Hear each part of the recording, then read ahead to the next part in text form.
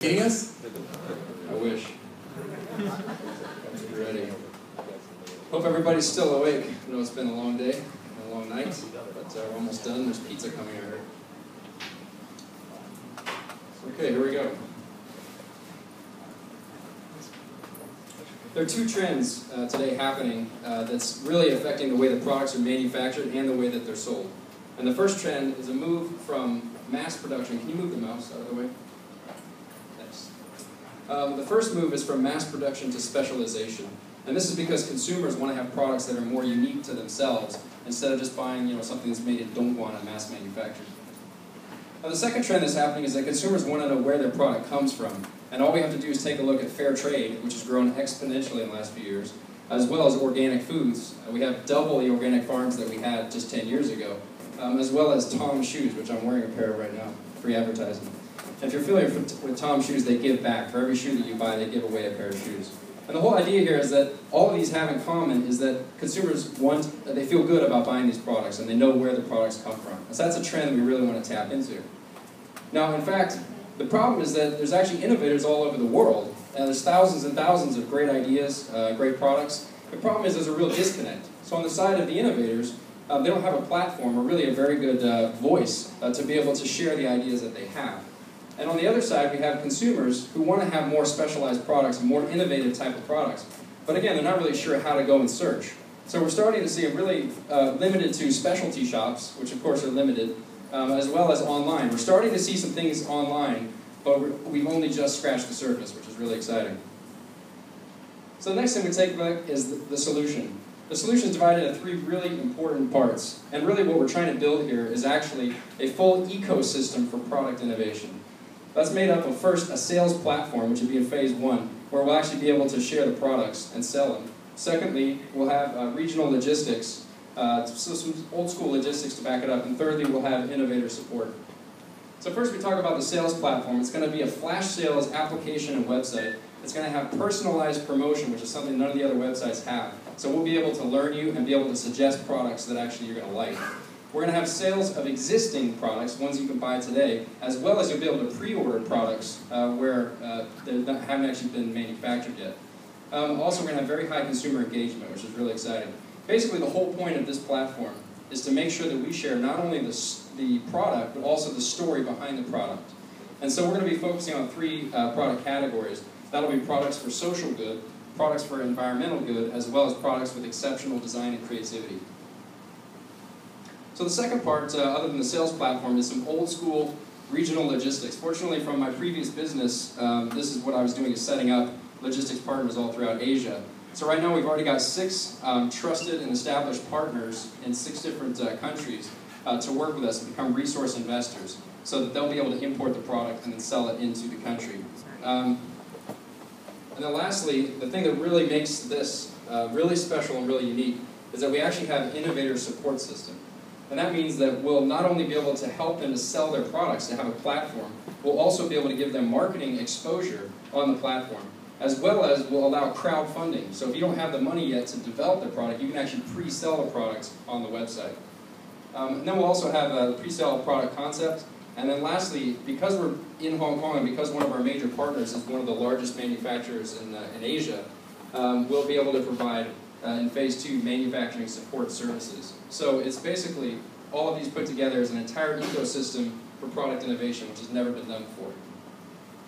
So we talk about the competition on the front end. There's already a number of websites that are selling specialty products, and they're growing incredibly fast. I think everybody knows the names on here. As well as you have Kickstarter, who's doing crowdfunding. Now what Fat Rice does that none of these do is that, number one, we have personalized discovery. Secondly, we have an emotional engagement between the consumer and the innovator and the product. And then lastly, we have an innovation ecosystem so that we're able to sustain this.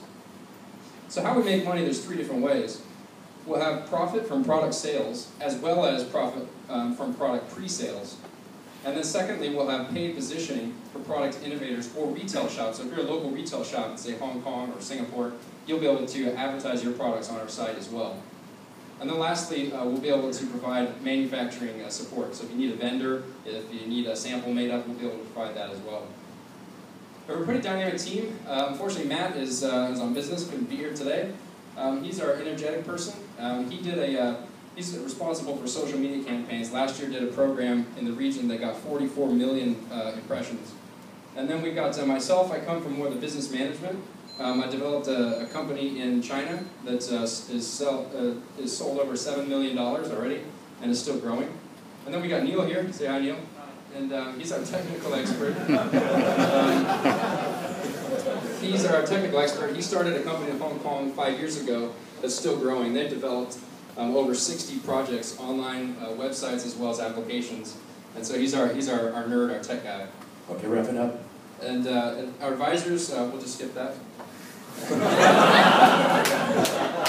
just want to leave you with one final point.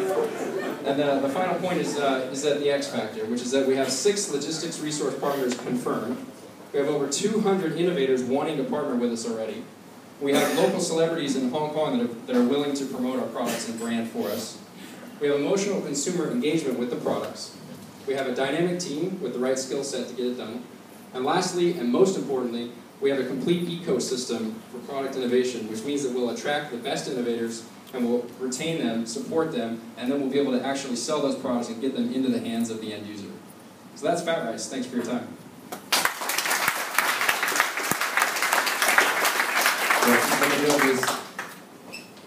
Could you give an example of what the emotional engagement is? That seems to be part of what you're talking about, whereas you have a lot of kind of similarities between some of the other companies that you put up there. For sure.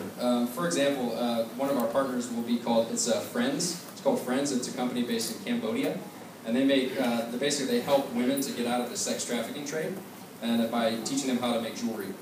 We have similar types of companies. So there's a lot of stories like that. You have minorities in China that we're going to partner with where they actually make hand-stitched, types of bags and purses and things like that. So for us, it's not about just the product, because products are going to be great, but really it's about the story behind the product. So on our platform, we'll be able to share both, so that the consumer is not just buying just a product, but they actually know where it came from and who they're supporting by buying that product.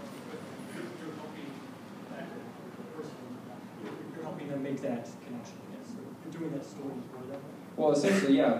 The amazing thing for us has been, the surprising thing is how many organizations and businesses there are that are already doing like social or environmental or even design type of products, but nobody's ever heard of them. And even for myself, I've been surprised where we'll go and we'll talk to somebody, I think, and I'll actually buy products from them because they're really, really cool recycled materials, really cool bags, cool stitching.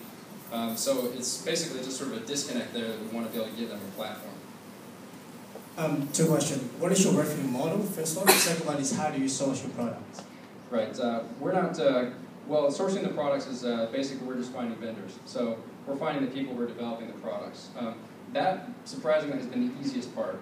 And so when I mentioned that we have 200 that want to partner with us already, they keep calling us and asking, so when are you going to launch? Because they have something that's really unique, but they don't have any type of marketing budget to be able to share that with anybody. So, surprisingly all over. Yeah, we found people kind of all over. China, certainly there's quite a few, but I think all over Asia, that's certainly where we want to start. But just like Indonesia is a growing market, and developed market like Singapore or Hong Kong. Yeah, right. So revenue model, I've actually got another slide here, which I'm trying to click through too. That's there we go. A lot of movement here. So revenue model basically is based on, yeah, this is an investment model. I just threw some slides in here just in case. Basically, revenue model is based on marketing. So basically, marketing expense, because of Matt and because of his experience in social media, we know exactly how much it costs to attain a new member, and then we know how much that member is worth to us over time. And so basically, if we take down the different markets, Hong Kong, Taiwan, China, Indonesia, and eventually the US, we know how much it costs to attain them, and then how much money that would generate for us in profits, how many products we would need to fulfill that, and then how much money that would be for us. So, hopefully that. Love the social impact angle, but I gotta ask, how does the name Fat Rice convey social impact? Well, here's the thing, is that there's a lot of companies out there that do social good, and a lot of times it's a sob story. It's, oh, these kids are starving, this kind of thing. So for us, we want to be able to do something that's actually going to have a social impact as well as environmental impact. We also want it to be fun. We want it to feel lighthearted, you know, so that when people come in, it's not like, oh, I got to buy this product to help these people, but rather, that's a really cool product, that's a really cool story. So fat meaning cool, and then rice, obviously the Asia sort of side of things, but also something that you need every day. So we're giving you products that you need every day, but maybe in a new way. Matt came up with it, so he's not here to defend it. Okay. Yeah. So you're offering the platform for people to sell stuff, right? And then you're offering a network of delivery and distribution services. How do you control the customer service throughout the entire process? So if you were to buy something, right, consumer would buy something and then end up having a poor experience with delivery, and then they end up having a bad impression of the person selling the product. So how do you control that? Yeah, I mean, that's a huge concern. And so one of the advantages is that because of the partnerships that we have already in Asia, the reality is that if we tried to do it, if we tried to go into each of these markets and do it ourselves, we would completely fail for those exact reasons. So that's why in my previous business, what we did is we worked with strategic partners. And so those partners actually are already doing this type of model, which is that they're importing products and that they're then selling them into the market. And so they actually have customer service already.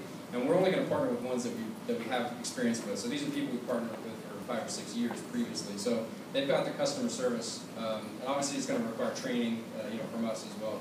But we're only going to partner with people in the local market who understand the local market that can, handle those services as well as that feedback.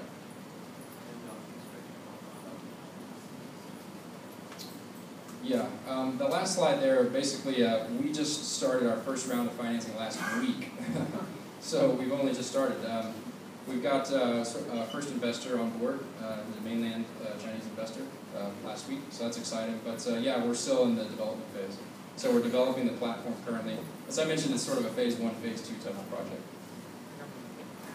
Great. Okay, round of applause for Fat Rice.